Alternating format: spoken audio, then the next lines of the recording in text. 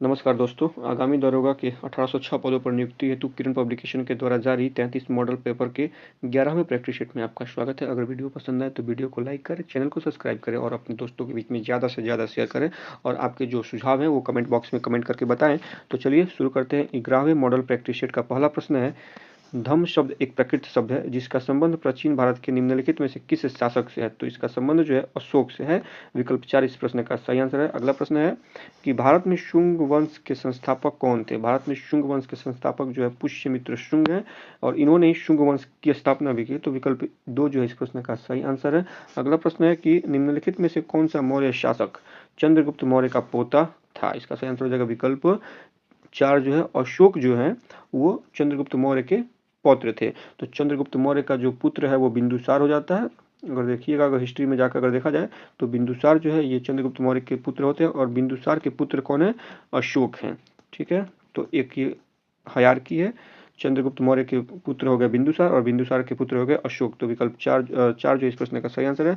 अगला प्रश्न है कि दिल्ली सल्तनत के प्रशासन के संदर्भ में निम्नलिखित में कौन धार्मिक मामलों का विभाग था। तो धार्मिक मामलों का विभाग कौन था, दीवाने रिसालत। विकल्प 2 जो है इस प्रश्न का सही आंसर है। अगला प्रश्न देखते हैं कि किसने कहा, पृथ्वी हर आदमी की जरूरत को पूरा करने के लिए पर्याप्त संसाधन प्रदान करती है लेकिन हर आदमी की लालच को पूर्ति नहीं कर सकती। तो यह जो कथन है महात्मा गांधी के द्वारा कहा गया है। विकल्प 3 जो इस प्रश्न का सही आंसर है।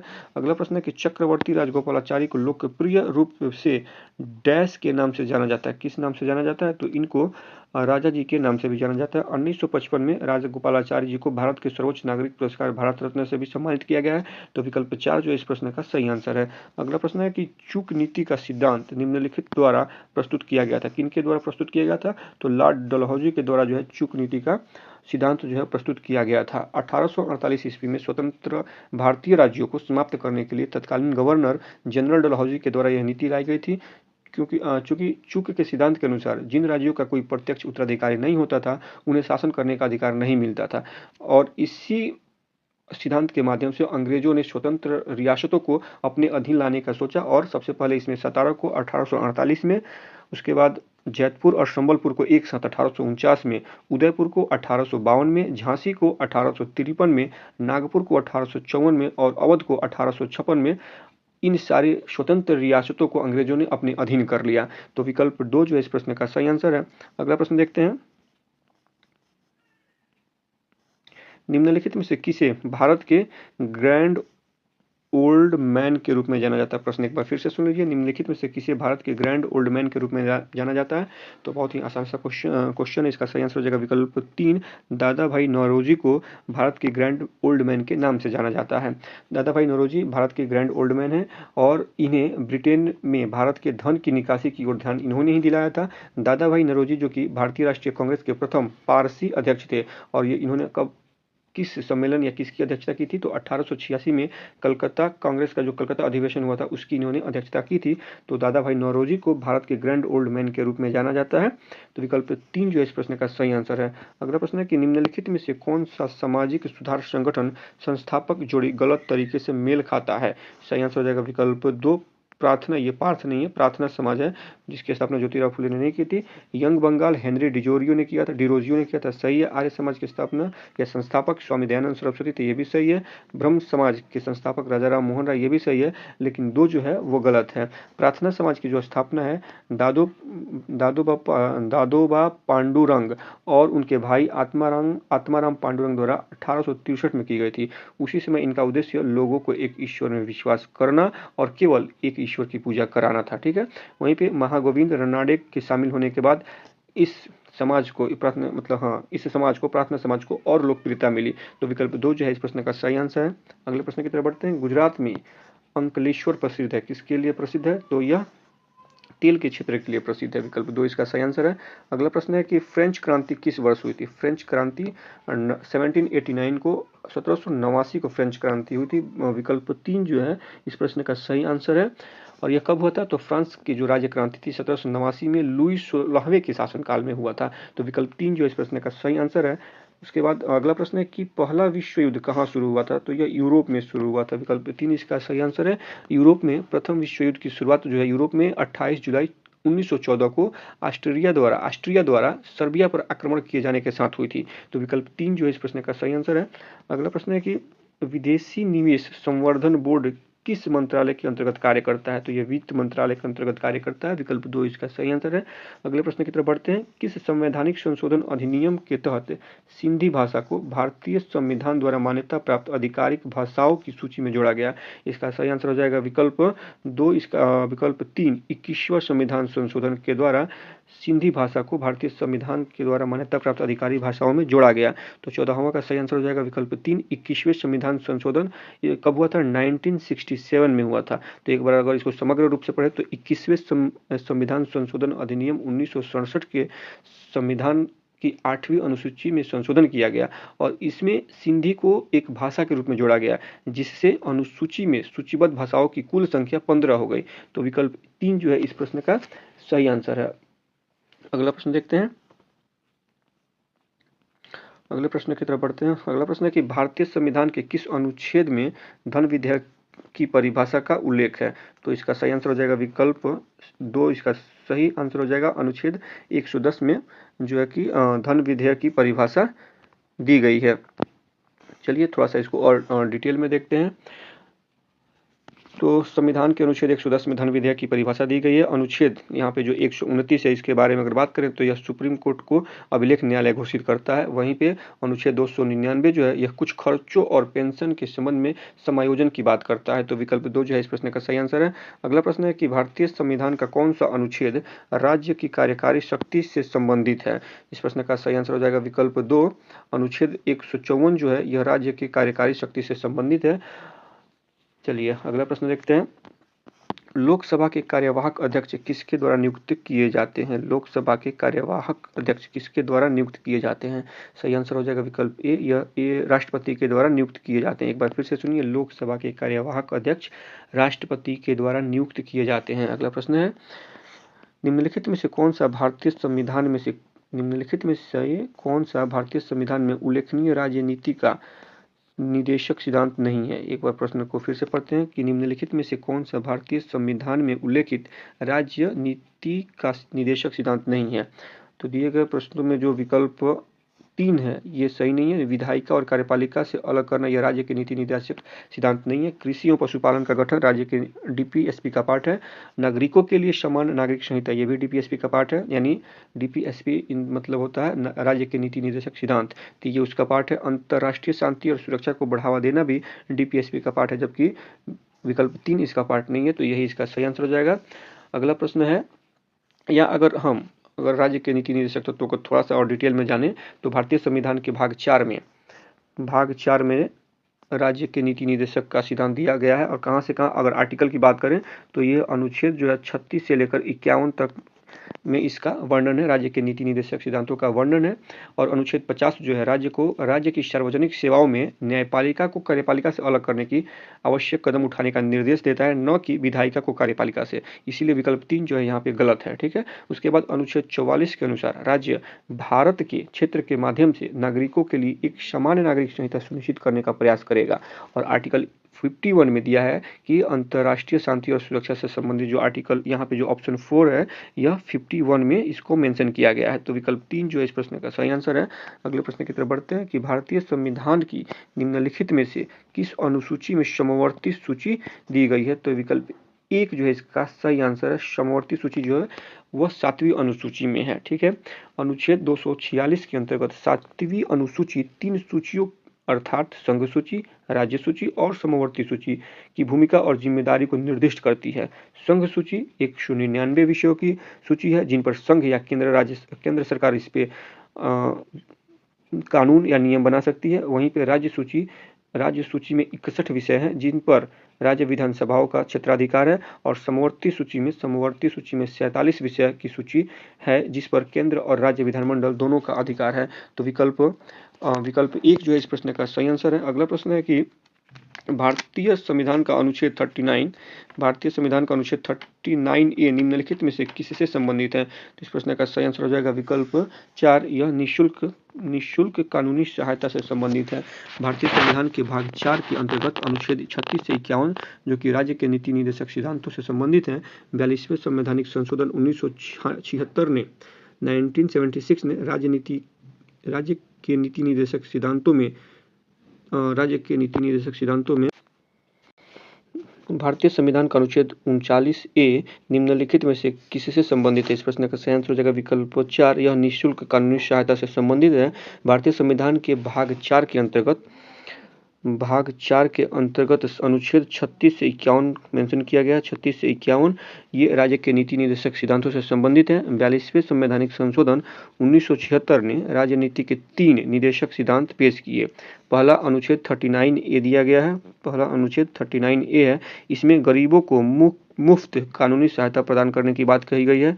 दूसरा जो अनुच्छेद था वो 43A है। 43A इसमें उद्योगों के प्रबंधन में श्रमिकों की भागीदारी की बात कही गई है। और तीसरा जो अनुच्छेद है वो 48A है। इसमें पर्यावरण की रक्षा और सुरक्षा सुधार करने की बात कही गई है। तो विकल्प जो इस प्रश्न का 4 विकल्प है ये सही है।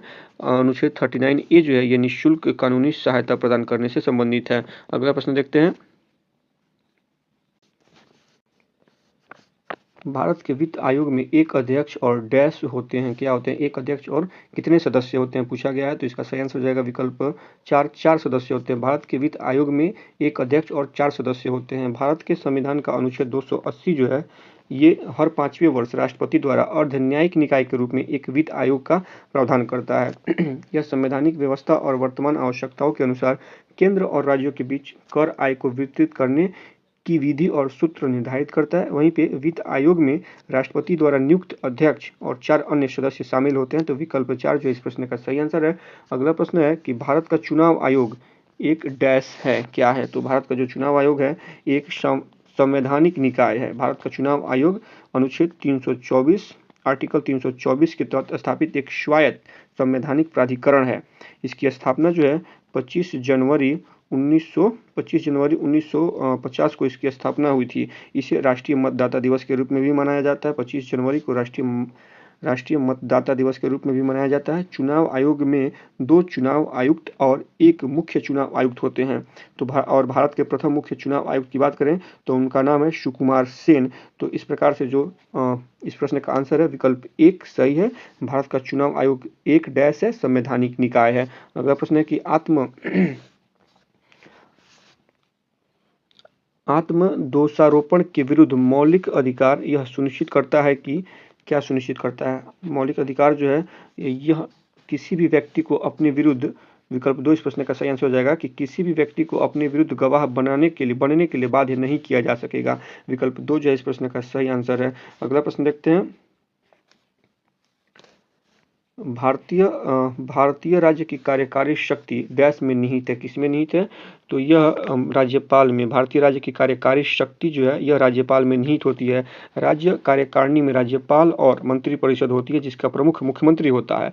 लेकिन अनुच्छेद 163 के अनुसार राज्यपाल को अपने कार्यों के निष्पादन में सहायता और सलाह देने के लिए मुख्यमंत्री के नेतृत्व में मंत्रिपरिषद होगी, सिवाय इसके कि जब तक वह इस संविधान के अंतर्गत या अपने कार्यों या इनमें से किसी का उपयोग करने के लिए आवश्यक न हो। तो विकल्प 2 जो है इस प्रश्न का सही आंसर है।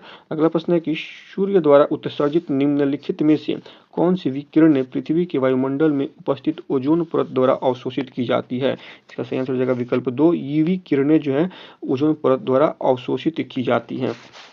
अगला प्रश्न है कि क्षुद्र ग्रह जिन्हें लघु ग्रह भी कहते हैं डैश की कक्षाओं के बीच पाए जाते हैं।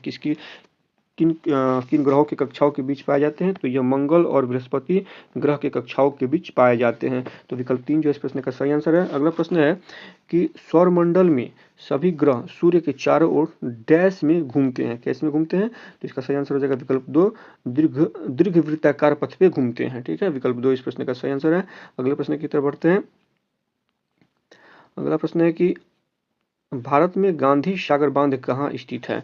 इसका सही आंसर हो जाएगा विकल्प 4, मध्य प्रदेश में स्थित है। गांधी सागर बांध जो है चंबल नदी पर बना है मध्य प्रदेश में। यह बांध जो है मध्य प्रदेश के मंदसौर में स्थित है। इस बांध की 115 मेगावाट की पनबिजली स्टेशन भी स्थापित किया गया है इस पे। तो इस प्रश्न का सही आंसर हो जाएगा विकल्प 4। अगला प्रश्न है कि पश्चिमी घाट की सबसे ऊंची पर्वत चोटी का नाम बताना है आपको। इसका सही आंसर हो जाएगा विकल्प 3, अनामुदी। अनामुड़ी पश्चिमी घाट की सबसे ऊंची चोटी है, पर्वत चोटी है, और इसकी जो ऊंचाई है 26,695 मीटर के करीब इसकी ऊंचाई है। तो विकल्प 3 जो इस प्रश्न का सही आंसर है। अगला प्रश्न देखते हैं, नेल्सन नदी की उत्पत्ति निम्न में से किस देश में हुई है? सही आंसर हो जाएगा विकल्प 2, ये नेल्सन नदी की उत्पत्ति कनाडा में हुई है। अगला प्रश्न देखते हैं, भारत में आंध्र जल विद्युत परियोजना किस राज्य में स्थित है? इसका सही आंसर हो जाएगा विकल्प 3, यह हिमाचल प्रदेश में स्थित है। अगला प्रश्न, सियाचिन ग्लेशियर किस पर्वत श्रृंखला में स्थित है? तो इसका सही आंसर हो जाएगा विकल्प 4, यह काराकोरम श्रेणी में स्थित है। सियाचिन ग्लेशियर हिमालय में पूर्वी काराकोरम श्रेणी में स्थित है। यह काराकोरम में सबसे लंबा ग्लेशियर है और दुनिया के गैर ध्रुवीय क्षेत्रों में दूसरा सबसे लंबा क्षेत्र है। तो विकल्प 4 इस प्रश्न का सही आंसर है। अगला प्रश्न देखते हैं कि भारत में रानी अवंतीबाई लोधी सागर सिंचाई परियोजना कहाँ स्थित है? सही आंसर हो जाएगा विकल्प 1, यह मध्य प्रदेश में स्थित है। रानी अवंतीबाई लोधी सागर परियोजना मध्य प्रदेश के जबलपुर में नर्मदा नदी पर स्थित है। इसे आमतौर पर बरगी बांध के नाम से भी जाना जाता है। तो विकल्प 1 जो है इस प्रश्न का सही आंसर है। अगला प्रश्न है कि निम्नलिखित में से कौन एक भारतीय कंपनी है? गूगल, एप्पल, अमेजन या इन्फोसिस? विकल्प 4 जो इस प्रश्न का सही आंसर हो जाएगा। इन्फोसिस जो है एक भारतीय कंपनी है। गूगल एक अमेरिकी कंपनी है और गूगल एक अमेरिकी कंपनी है। एप्पल इंक एक अमेरिकी बहुराष्ट्रीय प्रौद्योगिकी कंपनी है जिसका मुख्यालय कैलिफोर्निया में है। अमेजन की बात करें तो अमेजन कॉम डॉट इंक, यह भी एक अमेरिकी बहुराष्ट्रीय कंपनी है जो कि सिएटल में स्थित है और e commerce, cloud computing, digital streaming और कृत्रिम बुद्धिमत्ता यानी एआई पर केंद्रित है। तो विकल्प 4 जो है इस प्रश्न का सही आंसर है। अगला प्रश्न देखते हैं, कुछ पूर्व परिपक्व निकासी नियमों को छोड़कर भारत में सार्वजनिक भविष्य निधि पीपीएफ की सामान्य लॉक इन अवधि कितनी है? इसका सही आंसर हो जाएगा विकल्प 4, 15 वर्ष है। विकल्प 4 जो है इस प्रश्न का सही आंसर है। अगला प्रश्न है कि केंद्र सरकार ने राज्य परिवहन विभागों को सभी इलेक्ट्रॉनिक वाहनों के लिए किस रंग की प्लेट का उपयोग करने की आज्ञा पत्र जारी किया है? इसका सही आंसर हो जाएगा विकल्प 2, हरा रंग का। सभी इलेक्ट्रिक वाहनों के लिए क्या दिया गया है? हरा रंग का नंबर प्लेट लगाना है, हरा रंग का, ठीक है। प्राइवेट जो गाड़ियां होती हैं उनके लिए पीले रंग का नंबर प्लेट लगाया जाता है, जो और नॉर्मल गाड़ियों का जो कि हम लोग जिसमें डीजल पेट्रोलियम से जो गाड़ियां होती है उनका जो नंबर प्लेट होता है वो व्हाइट होता है, लेकिन इलेक्ट्रिक गाड़ियों के लिए हरे रंग का प्लेट लगाने के लिए आज्ञा पत्र जारी किया गया है। तो विकल्प 2 जो है इस प्रश्न का सही आंसर है। अगला प्रश्न है कि निम्नलिखित में से किस वर्ष इंजीनियरिंग उद्योग परिसंघ का नाम बदलकर भारतीय उद्योग परिसंघ हो गया था? किस वर्ष हो गया था? तो यह 1947 में, माफ कीजिएगा, ये 1992 में हो गया था, ठीक है। तो 1947 में जब भारत स्वतंत्र हुआ तो उसके बाद सार्वजनिक क्षेत्र के औद्योगिक विकास में मुख्य भूमिका निभाई गई थी और 1970 के दशक तक भारी उद्योगों का एक नया आधार बनाया गया था। तो इस प्रकार से जो कि 1992 में 1 जनवरी 1992 में भारतीय अर्थव्यवस्था के उदारीकरण के लिए सरकार के निर्णय को ध्यान में रखते हुए CEI का नाम बदलकर भारतीय उद्योग परिसंघ कर दिया गया था। तो विकल्प 4 जो है इस प्रश्न का सही आंसर है। अगले प्रश्न की तरफ बढ़ते हैं। अगला प्रश्न है कि निम्नलिखित में से कौन मानव विकास सूचकांक का हिस्सा नहीं है? ठीक है, तो इस प्रश्न का सही आंसर हो जाएगा विकल्प 2 जो है इसका सही आंसर है। खुशी जो है यह मानव विकास सूचकांक का हिस्सा नहीं है, यानी मानव विकास सूचकांक जब जारी किया जाता है तो किन किन चीज़ों को ध्यान में रखा जाता है? तो जीवन के स्तर को, शिक्षा को, दीर्घ जीवन को इसमें आधार मान के इसको निकाला जाता है, जिसमें कि खुशी को नहीं मिलाया जाता है। तो विकल्प 2 जो है इस प्रश्न का सही आंसर है। अगर हम इसे और मानव विकास सूचकांक को और डीपली अध्ययन करें तो संयुक्त राष्ट्र विकास कार्यक्रम के द्वारा प्रकाशित 2020 की मानव विकास रिपोर्ट के अनुसार भारत 189 देशों में से 31वें स्थान पे था, जबकि 19 में 129वें स्थान पर रहा है, ठीक है। मानव विकास सूचकांक किसी राष्ट्र में स्वास्थ्य, शिक्षा और जीवन स्तर को मापता है, इसीलिए इसमें खुशी को शामिल नहीं किया जाएगा। विकल्प 2 इसका सही आंसर हो जाएगा। और ये मानव विकास सूचकांक आखिर आया कहाँ से, क्या है इसकी कहानी, तो पाकिस्तानी अर्थशास्त्री जो है महमूद अल हक ने मानव विकास सूचकांक को बनाया था। यह सूचकांक अर्थशास्त्री डॉक्टर अमर्त्य सेन की मानवीय क्षमता की अवधारणा पर आधारित है। तो विकल्प बी या 2 जो इस प्रश्न का सही आंसर है, खुशी को मानव विकास सूचकांक का हिस्सा नहीं माना जाता है। अगला प्रश्न है, निम्नलिखित में से किस पंचवर्षीय योजना का उद्देश्य आत्मनिर्भरता को प्रगतिशील उपलब्धि था। एक बार फिर से पढ़ते हैं क्वेश्चन को, निम्नलिखित में से किस पंचवर्षीय योजना का उद्देश्य आत्मनिर्भरता की प्रगतिशील उपलब्धि था। तो इसका सही आंसर हो जाएगा विकल्प 1, यह चौथी पंचवर्षीय योजना का उद्देश्य था। ठीक है, चौथी पंचवर्षीय योजना, इसका पीरियड देखें तो 1969 से 74 तक चला था। ये 1969 से 1974 तक चला था। तो विकल्प 1 जो है इस प्रश्न का सही आंसर हो जाएगा। अगला प्रश्न है कि उपदान भुगतान अधिनियम जो किसी कर्मचारी को दी गई उपदान को नियंत्रित करता है, किस वर्ष में पारित किया गया था। इसका सही आंसर हो जाएगा विकल्प 3, यह 1972 में पारित किया गया था। पेमेंट ऑफ ग्रेच्युटी एक्ट अगस्त 1972 में भारतीय संसद द्वारा पारित किया गया था। तो विकल्प 3 जो इस प्रश्न का सही आंसर है। अगला प्रश्न है कि अर्थशास्त्र में SWP का पूर्ण रूप क्या होता है।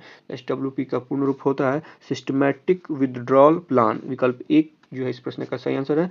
अगला प्रश्न है कि आयकर अधिनियम की धारा 80 जी निम्नलिखित में से किसके साथ जुड़ी है। आयकर अधिनियम की धारा 80 जी निम्नलिखित में से किसके साथ जुड़ी है। तो इसका सही आंसर हो जाएगा विकल्प 4, दान के प्रति किया गया दान। विकल्प 4 इस प्रश्न का सही आंसर है। अगला प्रश्न है कि भारत में बेरोजगारी का अनुमान लगाने के लिए किस अवधारणा को राष्ट्रीय नमूना सर्वेक्षण संगठन द्वारा विकसित किया गया है। इस प्रश्न का सही आंसर हो जाएगा विकल्प 4, उपयुक्त में से एक से अधिक।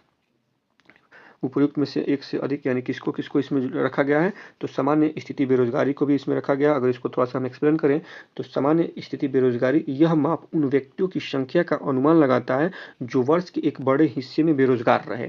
उसके बाद आता है साप्ताहिक स्थिति बेरोजगारी, इसमें क्या होता है अनुमान एक सप्ताह के संबंध में बेरोजगारी को मापता है। उसके बाद आता है वर्तमान दैनिक स्थिति बेरोजगारी, यह पिछले 7 दिनों से प्रत्येक दिन के लिए किसी व्यक्ति की गतिविधि स्थिति पर विचार करता है। यहाँ संदर्भ अवधि 1 दिन का है। तो इस प्रकार से उपयुक्त में से एक से अधिक इस प्रश्न का सही आंसर हो जाएगा। अगला प्रश्न है, दूध के घनत्व को मापते हैं, किसमें नापते हैं, तो दूध के घनत्व को लैक्टोमीटर में मापा जाता है। विकल्प ए जो है इसका 1 जो है इस प्रश्न का सही आंसर है। अगला प्रश्न है कि पृथ्वी के किस भाग पर जी का मान अधिकतम होता है। इस प्रश्न का सही आंसर हो जाएगा विकल्प 2, ध्रुवों पर पृथ्वी के जी का मान सर्वाधिक होता है। जी का मतलब यहाँ पे ग्रेविटी से हो जाता है, गुरुत्वाकर्षण से। ठीक है, तो विकल्प 2 जो है इस प्रश्न का सही आंसर है।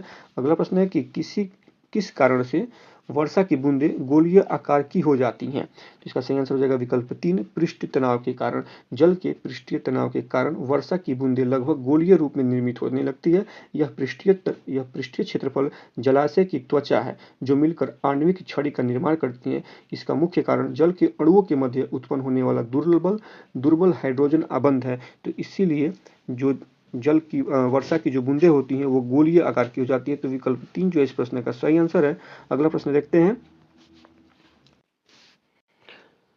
अगला प्रश्न है कि ध्वनि की गति सर्वाधिक होती है, ध्वनि की गति किसमें सर्वाधिक होती है। इसका सही आंसर हो जाएगा विकल्प 3, ध्वनि की जो गति होती है लोहे में सर्वाधिक होती है। अगला प्रश्न है कि संहति और ऊर्जा के बीच किसने संबंध स्थापित किया था। संहति और ऊर्जा के बीच किसने संबंध स्थापित किया था। तो इसका सही आंसर हो जाएगा विकल्प 2, आइंस्टीन ने यह संबंध स्थापित किया था। ठीक है, तो अगला प्रश्न देखते हैं कि 2 सरल पेंडुलम, 1 मिनट इसको थोड़ा सा छोटा कर लेते हैं ताकि सारे विकल्प एक साथ हम देख सकें आसानी से। चलिए अब पढ़ते हैं कि 2 सरल पेंडुलम समान अवधि पर कंपन करते हैं, इसका उचित कारण क्या है। एक बार फिर से प्रश्न को पढ़ते हैं। 2 सरल पेंडुलम समान अवधि पर कंपन करते हैं, इसका उचित कारण है क्या है। इसका उचित कारण हो जाएगा विकल्प 2, उनकी लंबाई बराबर है किंतु उनके निलंबित कणों का द्रव्यमान समान होना आवश्यक नहीं है, इसीलिए जो 2 सरल पेंडुलम है समान अवधि पर कंपन करते हैं। विकल्प 2 जो है इस प्रश्न का सही आंसर है। अगला प्रश्न है, रासायनिक शब्द अल्काइल बेंजीन, एक बार फिर से इसको पढ़ते हैं कि रासायनिक शब्द अल्काइन बेंजीन सल्फोनेट्स निम्नलिखित में से किस घरेलू सामग्री का उल्लेख करता है। सही आंसर हो जाएगा विकल्प 2, यह डिटर्जेंट का उल्लेख करता है। डिटर्जेंट एक पायरिसिकारी एजेंट है जिसे वैज्ञानिक रूप से सोडियम डोडेकाइल बेंजीन सल्फेनेट के रूप में जाना जाता है। इस पदार्थों से या इन पदार्थों को आमतौर पर एल्काइल बेंजीन सल्फोनेट्स के रूप में भी जाना जाता है। यह यौगिकों का एक परिवार है जो साबुन के समान है लेकिन कठोर पानी में अधिक घुलनशील है। तो विकल्प 2 जो है इस प्रश्न का सही आंसर है। अगला प्रश्न है कि मिश्र धातु बेल मेटल लगभग 78% तांबा और 22% डैश से बना होता है। किससे बना होता है? मिश्र धातु बेल मेटल जो है इसमें 78% तांबा और 22% क्या होता है? तो इसका सही आंसर हो जाएगा विकल्प 3, 22% टीन होता है। अगला प्रश्न देखते हैं, उस रासायनिक कारखाने का नाम क्या है जिसमें दयनीय भोपाल रासायनिक त्रासदी जो 1984 में हुई थी जिससे हजारों लोग मारे गए थे? तो उस रासायनिक कारखाने का नाम क्या है? विकल्प 52 का सही आंसर हो जाएगा विकल्प 3। उस रासायनिक कारखाने का नाम यूनियन कार्बाइड फैक्ट्री था। विकल्प 3 जो इस प्रश्न का सही आंसर हो जाएगा। भोपाल आपदा के नाम से भी इस घटना को भोपाल आपदा के नाम से भी जाना जाता है। तो भोपाल आपदा, जिसे आमतौर पर भोपाल गैस त्रासदी भी कहा जाता है, 2 से 3 दिसंबर 1984 की रात यूनियन कार्बाइड इंडिया लिमिटेड में गैस रिसाव की घटना है। इस दिन मध्य प्रदेश के भोपाल में स्थित यूनियन कार्बाइड संयंत्र में जहरीली मिथाइल आइसोसाइनाइड गैस का रिसाव हुआ था और इसमें लगभग 2000 लोगों की जान चली गई थी। तो विकल्प 3 जो है इस प्रश्न का सही आंसर है। अगला प्रश्न है, अयस्क सिनेबार में निम्नलिखित में से कौन सी धातु है? इसका सही आंसर हो जाएगा विकल्प 3, मरकरी है। अगला प्रश्न देखते हैं, लोकप्रिय दर्द निवारक गोली एस्पिरिन का रासायनिक नाम क्या है?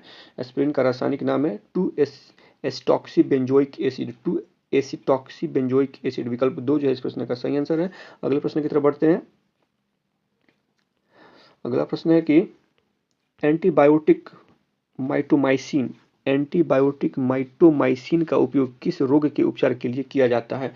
इसका सही आंसर हो जाएगा विकल्प 3, यह कैंसर के उपचार के लिए इसका उपयोग किया जाता है। अगला प्रश्न है कि निम्नलिखित में से कौन सा नाइट्रोजन फिक्सिंग बैक्टीरिया के रूप में कार्य करता है? एक बार फिर से प्रश्न को देख लीजिए, निम्नलिखित में से कौन सा नाइट्रोजन फिक्सिंग बैक्टीरिया के रूप में कार्य करता है? तो इसका सही आंसर हो जाएगा विकल्प 1, एजोटोबैक्टर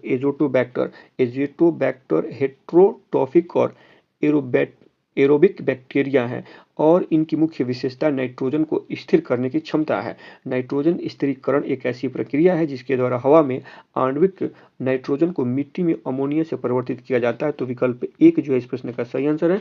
अगला प्रश्न है कि कोक्लिया मानव शरीर के किस भाग से संबंधित है? सही आंसर हो जाएगा विकल्प 1, यह कान से संबंधित है। आंतरिक कान में निम्न भाग शामिल होते हैं। कान के अंदर के जो पार्ट होते हैं उसमें कोक्लिया होता है, उसमें वेस्टिब्यूल होता है, अर्धवृत्ताकार कैनल होता है, इसी में है कोक्लिया इसमें सुनने के लिए तंत्रिका होती है। तो कोक्लिया जो है मानव शरीर के कान से संबंधित है। विकल्प 1 जो इस प्रश्न का सही आंसर है। कोक्लिया के बाद आता है वेस्टिब्यूल, इसमें संतुलन के लिए रिसेप्टर्स होते हैं, ठीक है। और उसके बाद आता है अर्धवृत्ताकार कैनल, इसमें संतुलन के लिए रिसेप्टर्स होते हैं। तो विकल्प 1 जो इस प्रश्न का सही आंसर है। अगला प्रश्न है कि फेफड़ों में छोटी पतली दीवारों वाली थैली को क्या कहते हैं जहां ऑक्सीजन और कार्बन डाइऑक्साइड का आदान प्रदान होता है? तो इसको एल्वियोली कहते हैं। विकल्प 4 इसका सही आंसर हो जाएगा, एल्वियोली कहते हैं। इसको क्या कहते हैं?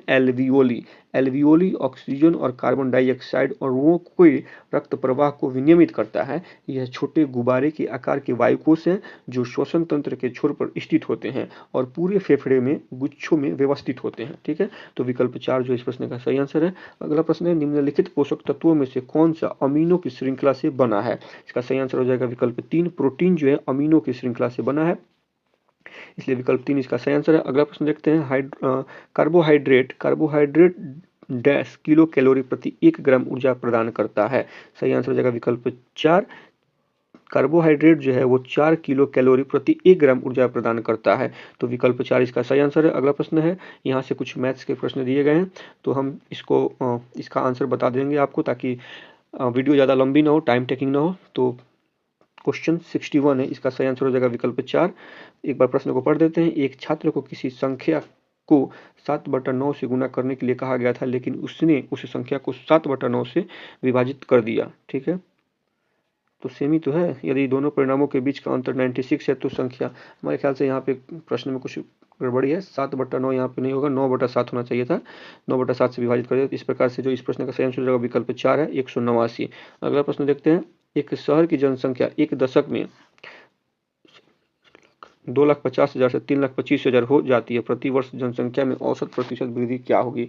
औसत प्रतिशत वृद्धि पूछा जा रहा है, तो प्रति वर्ष जनसंख्या में औसत प्रतिशत अगर वृद्धि निकालना हो तो जो ज़्यादा जनसंख्या उसमें से कम वाले को घटा लेंगे, यानी 325 में से आप 250 को घटा लीजिए और डिवाइड कर दीजिए, जो कम जनसंख्या उससे डिवाइड करके 100 से जब मल्टीप्लाई करेंगे तो जो भी आएगा उसको, जैसे कि इसको सॉल्व करने के बाद 75,000 देखेंगे तो ये आएगा, इसको डिवाइड कर देंगे 2,50,000 और मल्टीप्लाई कर देंगे 100 से, तो जो सॉल्यूशन आएगा वो 30% आएगा। विकल्प 3 जो इस प्रश्न का सही आंसर हो जाएगा। अगला प्रश्न है कि एक टेलीविजन की कीमत जीएसटी सहित 14,000 रुपये है। यदि जीएसटी 12% है तो टेलीविजन का मूल्य कितना है? टेलीविजन का मूल मूल्य कितना है? तो इसका सही आंसर हो जाएगा विकल्प 1 जो है 12,500। ठीक है, अगले प्रश्न की तरफ बढ़ते हैं। एक किताब को 60 रुपये में बेचने पर 5 रुपये का लाभ होता है, जब उस किताब को 120 रुपये में बेचा जाए तो होने वाला लाभ क्या है? इसका सही आंसर हो जाएगा विकल्प 4, 65 रुपये लाभ होगा। अगला प्रश्न है कि किस ब्याज दर से 2500 रुपये पर 2 वर्ष में 500 रुपये सरल ब्याज मिलता है? किस ब्याज दर से 2500 रुपये पर 2 वर्ष में 500 रुपये सरल ब्याज मिलता है? तो इसका सही आंसर हो जाएगा विकल्प 1, वो दर पूछा जा रहा है तो 10% होगा। विकल्प 1 जो है इसका, अब दर पूछा जा रहा है तो दर का फॉर्मूला क्या होता है? अगर रेट की बात करें तो रेट का फॉर्मूला होता है ब्याज। ठीक है, इंटरेस्ट क्या है? ब्याज। उसके बाद इसमें मल्टीप्लाई हो जाएगा 100 से, जो कि फार्मूला का होता है, और उसके बाद मूलधन यानी प्रिंसिपल और गुणे समय होता है। तो जब हम इसको सॉल्व करेंगे तो 10% प्रतिवर्ष मिलेगा। विकल्प ए जो इस प्रश्न का सही आंसर हो जाएगा। अगला प्रश्न है, एक बच्चा को 16 घंटे में भरा जा सकता है और भर सकता है एवं वाल्व बी उसी वाटर टैंक मान लीजिए, या ये समझ नहीं आ रहा है क्या है, तो बी उसी वाटर टैंक को 10 घंटे में भर सकता है। पहले केवल वाल्व ए खोला जाता है, कितने घंटों बाद वाल्व बी को खोला जाना चाहिए ताकि वह वाटर टैंक को 8 घंटे में भर सके? तो इस प्रश्न का जो सही आंसर हो जाएगा वो, इस प्रश्न का सही आंसर हो जाएगा विकल्प 3 घंटे। अगला प्रश्न है, अन्य अन्य शब्द युग्म का सही अर्थ क्या है? तो इसका सही अर्थ हो जाएगा अनाज और दूसरा। एक अन्न का मतलब अनाज हो गया और एक अन्न का मतलब अनाज और अन्य का मतलब दूसरा हो गया। तो विकल्प 2 जो है इस प्रश्न का सही आंसर है। अगला प्रश्न है, दिए गए वाक्यांश के लिए उचित शब्द का चयन कीजिए। इस और वाक्यांश क्या है? जिसका वर्णन न हो सके उसे क्या कहा जाएगा? तो उसको अवर्णनीय कहा जाएगा, अवर्णनीय कहा जाएगा। विकल्प 2 जो है इस प्रश्न का सही आंसर है। आगे के 2 प्रश्न जो है वो इंग्लिश के हैं, तो हम इसका आपको आंसर बता देते हैं। 69 का जो सही आंसर है वो विकल्प 3 है। Select the option that express the given sentence in passive voice. The rising temperature during the summer has scorched Chennai. तो इसका जो सही आंसर हो जाएगा विकल्प 3 है। विकल्प 3 है कि Chennai has been scorched by the rising temperature during his summer। और उसके बाद 70 नंबर क्वेश्चन है कि change the following into indirect speech में इसको चेंज करना है। The teacher said Rohit I am very happy with your performance. तो इसका सही आंसर हो जाएगा विकल्प 3, the teacher told Rohit that she was very happy with his performance. विकल्प 3 जो है इसका सही आंसर हो जाएगा। अगला प्रश्न है कि बिहार विधानमंडल के संबंध में कौन सही नहीं है? एक बार फिर से प्रश्न को देखते हैं। बिहार विधानमंडल के संबंध में कौन सही नहीं है? इसका सही आंसर हो जाएगा विकल्प 3, विधानसभा में सदस्यों की संख्या 343 है, ये गलत है। बिहार विधानसभा में वर्तमान में कुल सदस्यों की संख्या 243 है। ठीक है, और विधानसभा में आरक्षित सीटों की संख्या 40 है। ठीक है, विधान परिषद में आरक्षित सीटों की संख्या 6 है, ये भी सही है। विकल्प 3 जो इसका सही आंसर हो जाएगा। अगला प्रश्न देखते हैं, बिहार के किस जिले में सबसे कम वन क्षेत्र है? सही आंसर हो जाएगा विकल्प 2, जहानाबाद में सबसे कम वन क्षेत्र है। ठीक है, यहाँ पे मात्र 1056 वर्ग किलोमीटर में मतलब अत्यंत ही सामान्य सघन और खुले वन है। तो विकल्प 2 जो है इसका सही आंसर है। अगला प्रश्न है कि बिहार के निम्नलिखित भौगोलिक क्षेत्रों को उनके निर्माण के अनुसार प्राचीन से नवीन के क्रम में लगाएं। ठीक है, तो इसका जो सही आंसर हो जाएगा विकल्प 1 जो होगा, अगर इसको सही क्रम में लगाएं तो पहले स्थान पे खगड़पुर की पहाड़ियां हैं, फिर कैमूर की पहाड़ियों का निर्माण, फिर सोमेश्वर की पहाड़ी, फिर गंगा का मैदान। तो विकल्प 1 जो है इसका सही आंसर हो जाएगा। अगला प्रश्न है इसका, यहाँ से देखते हैं ऊपर से, बिहार का कौन सा कृषि जलवायु क्षेत्र गन्ना उत्पादन के लिए प्रसिद्ध है? कौन सा जलवायु? इस प्रश्न का सही आंसर हो जाएगा विकल्प 1, जोन हाँ, ज़ोन 1 जो है ये बिहार में कृषि जलवायु क्षेत्र ज़ोन 1 जो है ये गन्ना उत्पादन के लिए प्रसिद्ध है। बिहार को कृषि की दशाओं के आधार पर 3 कृषि जलवायु क्षेत्रों में विभाजित किया गया है। तीसरे क्षेत्र को 2 उपवर्गों में विभाजित किया गया है, ज़ोन 1 और ज़ोन 2 में, ठीक है।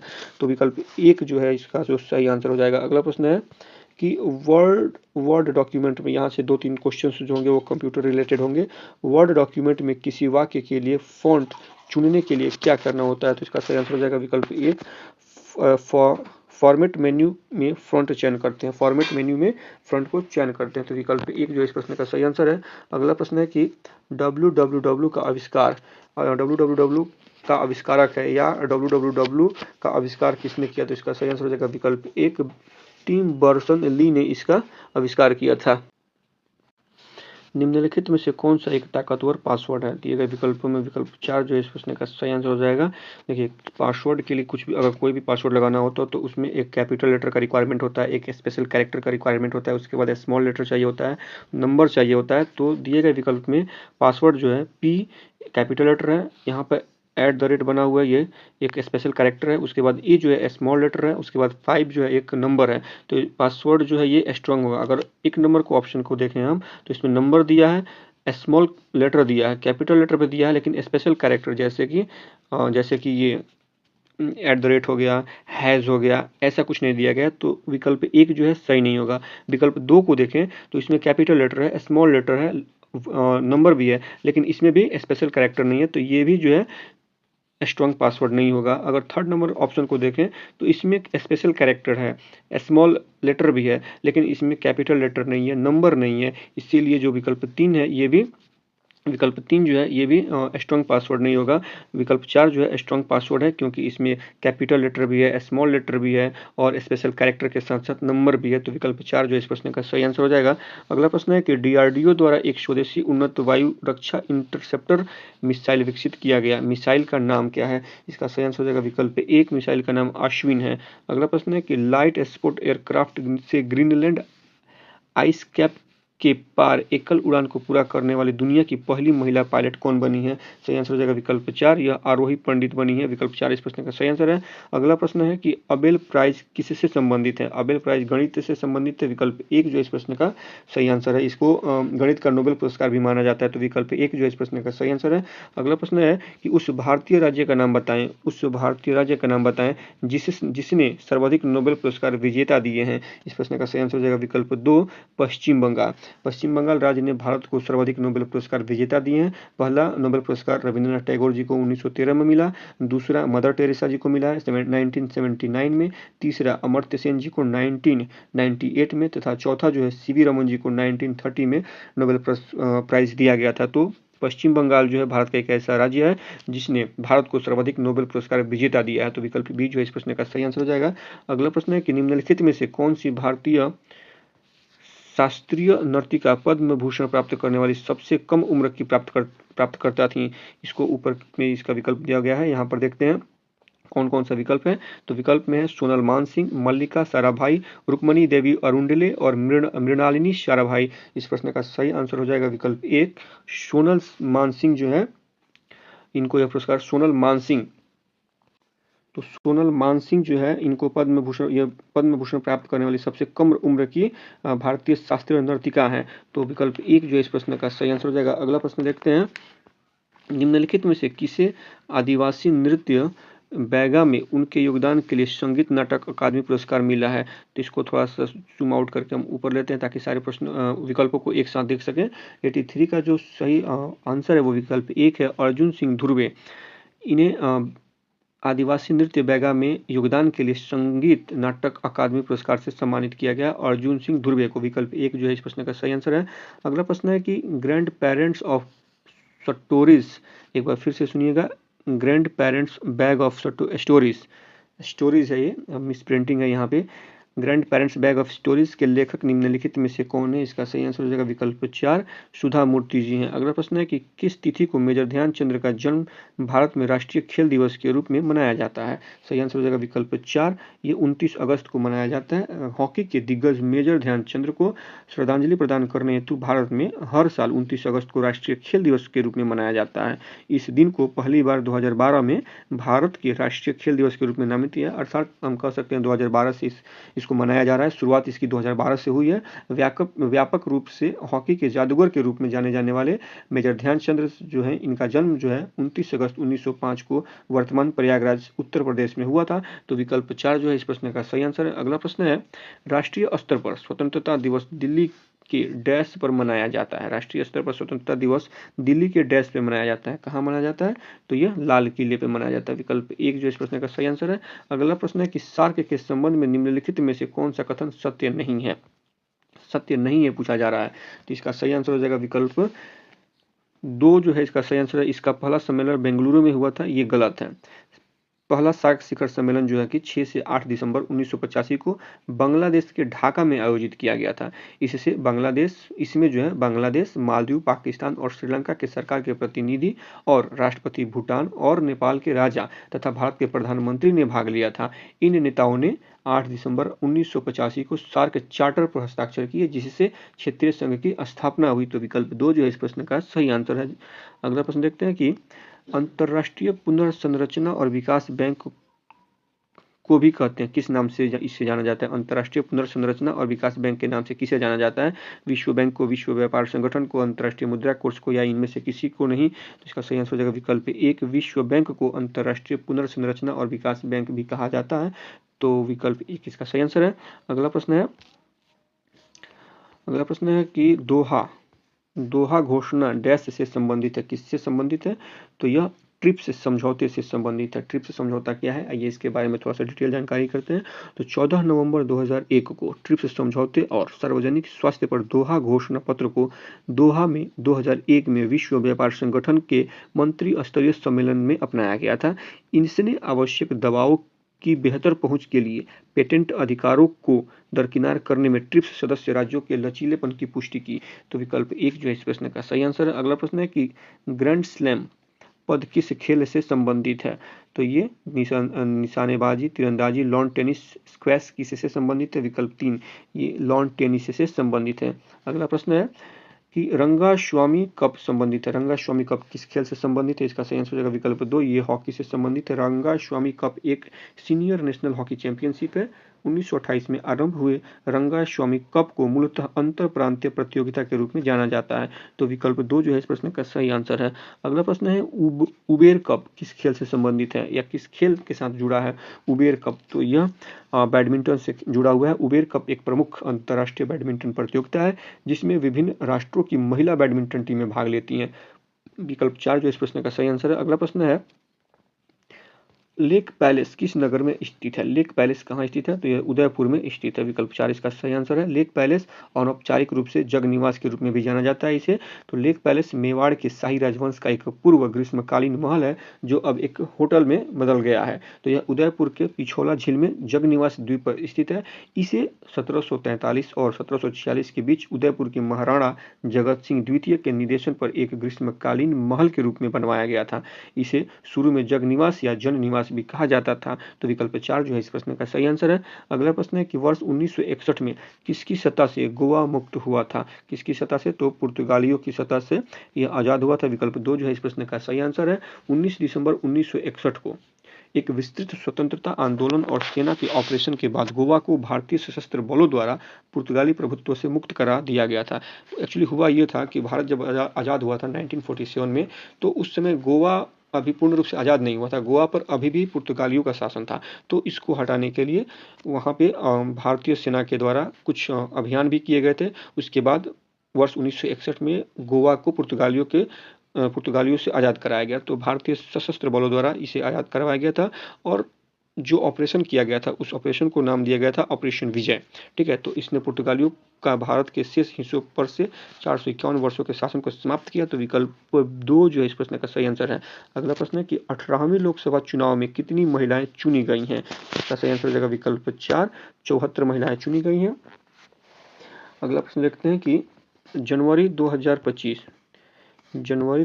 में कौन सा देश संयुक्त राष्ट्र सुरक्षा परिषद का गैर अस्थायी सदस्य बन जाएगा? इसका सही आंसर हो जाएगा विकल्प 4, उपयुक्त सभी बन जाएंगे, पाकिस्तान, डेनमार्क और ग्रीस। इसको अगर थोड़ा सा विस्तृत रूप से देखें तो डेनमार्क, ग्रीस, पाकिस्तान, इसके साथ साथ पनामा और सोमालिया संयुक्त राष्ट्र सुरक्षा परिषद के लिए चुने गए हैं। इन 5 देशों का कार्यकाल 1 जनवरी 2025 से शुरू होगा। इन्हें संयुक्त राष्ट्र महासभा में गुप्त मतदान द्वारा चुना गया है। ये 5 देश मोजाम्बिक, जापान, इक्वाडोर, माल्टा और स्विट्जरलैंड की जगह लेंगे। पाकिस्तान को 8वीं बार अस्थायी सदस्य के रूप में चुना गया है। संयुक्त राज्य अमेरिका, रूस, चीन, यूनाइटेड किंगडम और फ्रांस संयुक्त राष्ट्र सुरक्षा परिषद के 5 अस्थायी सदस्य हैं। तो विकल्प 4 जो है इस प्रश्न का सही आंसर हो जाएगा। अगला प्रश्न देखते हैं, प्रधानमंत्री नरेंद्र मोदी ने 14 जून 2024 को किस देश में आयोजित 50वें G7 नेताओं के शिखर सम्मेलन में भाग लिया? इसका सही आंसर हो जाएगा विकल्प 2, इटली में यह आयोजन किया गया था। ठीक है, तो विकल्प 2 जो है इस प्रश्न का सही आंसर हो जाएगा। अगर हम G7 की बात करें तो G7 के वर्तमान अध्यक्ष के रूप में इटली G7 के वर्तमान अध्यक्ष के रूप में इटली 7 प्रमुख उन्नत अर्थव्यवस्थाओं के समूह की बैठक की मेजबानी किया है, जिसमें यूरोपीय संघ के साथ साथ Canada, France, Germany, Japan, United kingdom और संयुक्त राज्य अमेरिका शामिल है। ठीक है, यह शिखर सम्मेलन 13 से 15 जून 2024 तक इटली के अपुलिया क्षेत्र के पॉस बोर्गो एग्नाजिया रिसोर्ट में आयोजित किया गया था। तो विकल्प 2 जो है इस प्रश्न का सही आंसर है। अगला प्रश्न है कि वर्ष 2023-24 में भारत का तीसरा सबसे बड़ा निर्यात गंतव्य कौन बनकर उभरा है? सही आंसर हो जाएगा विकल्प 4, यह नीदरलैंड बनकर उभरा है। अगला प्रश्न, उस रूसी अंतरिक्ष यात्री का नाम बताएं। उस रूसी अंतरिक्ष यात्री का नाम बताएं जो अंतरिक्ष में 1000 दिन बिताने वाला पहला व्यक्ति बन गया है। इसका सही आंसर हो जाएगा विकल्प 2, ओलेग कोनोनेको इनका नाम है। तो इन्होंने यह पहले व्यक्ति हैं जिन्होंने 1000 दिन तक अंतरिक्ष में बिताए हैं। विकल्प 2 जो है इस प्रश्न का सही आंसर है। अगला प्रश्न देखते हैं, फ्रेंच ओपन 2024 का महिला खिताब जीतने वाली ईगा स्विटेक किस देश की खिलाड़ी हैं? ईगा स्विटेक ये पोलैंड की खिलाड़ी हैं। ईगा स्विटेक ने जैस्मिन पाओलिनी को हराकर लगातार तीसरी बार फ्रेंच ओपन महिला खिताब जीता। पोलैंड की 23 वर्षीय ये 2005 से 2007 तक जस्टिन हेनिन के बाद पेरिस में लगातार 3 ट्रॉफियां जीतने वाली पहली महिला खिलाड़ी बनी है। ईगा वर्तमान में महिला टेनिस संघ द्वारा महिला एकल में विश्व नंबर 1 की खिलाड़ी हैं। तो विकल्प 2 जो है इस प्रश्न का सही आंसर है। इस प्रकार से इस मॉडल प्रैक्टिस सेट के 100 प्रश्न यहीं पे समाप्त होते हैं। अगर दोस्तों वीडियो पसंद आई हो तो वीडियो को लाइक करें, चैनल को सब्सक्राइब करें और अपने दोस्तों के बीच में ज़्यादा से ज़्यादा वीडियो को शेयर करें। बाकी के मॉडल प्रैक्टिस सेट के साथ फिर कल मिलते हैं। तब तक के लिए पढ़ते रहें, मस्त रहें, स्वस्थ रहें, अपना ख्याल रखें। धन्यवाद।